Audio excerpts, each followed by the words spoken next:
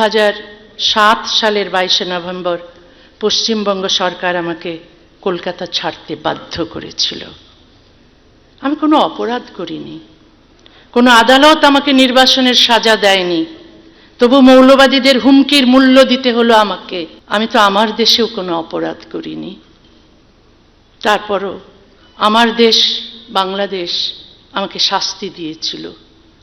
32 বছর আগে আমাকে নির্বাসন দিয়েছিল। তৃণমূল সরকারের আমলেও তসলিমার উপরে এই অলিখিত নিষেধাজ্ঞা বহাল ছিল। রাজ্যে ক্ষমতার পালাবদলের পর কলকাতায় প্রত্যাবর্তন হলো লেখিকার।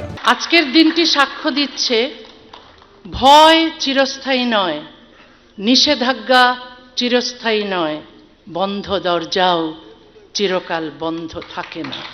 নির্বাসিত অবস্থায় কবি লিখেছিলেন, ভালো নেই আমি, এভাবে কেউ কোনোদিন ভালো থাকেনি কোথাও।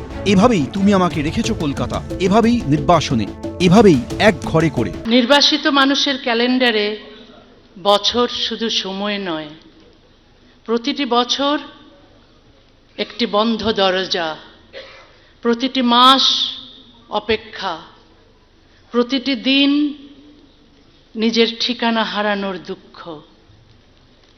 আজ সেই দীর্ঘ অপেক্ষার পর কলকাতার মাটিতে দাঁড়িয়ে মনে হচ্ছে আমি শুধু একটি শহরে ফিরে আসিনি, আমার হারিয়ে যাওয়া জীবনের একটি অধ্যায়ের কাছে ফিরে এসেছি।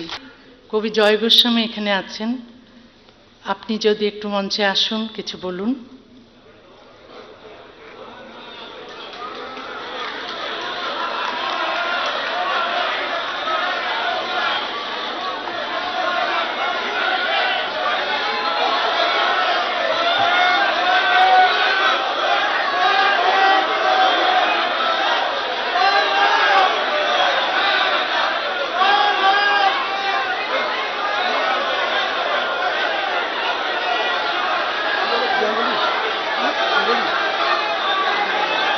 নমস্কার।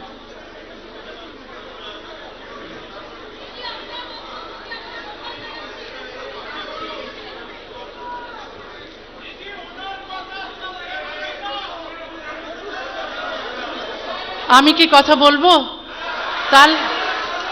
তাহলে আপনারা একটু শান্ত হন, কথা বলবেন না। দেখুন, এটা তো কোনো রকম কোনো আগে থেকে নির্দিষ্ট কিছু ছিল না। তসলিমা হঠাৎ ডেকেছেন, আমাদের তাতে কোনো রকম ভূমিকা ছিল না, এবং দর্শকরা তাকে এতটাই অপছন্দ করেন দেখা গেল। সুতরাং এটা একটা মানে ওই কারোর নিয়ন্ত্রণের বাইরে একটি ঘটনা। আমার ধারণা এটাই হয়তো জয় গোস্বামী হয়তো জানলেন যে আজকের বাংলা কীরকম। এবিপি আনন্দ এগিয়ে থাকে, এগিয়ে রাখে।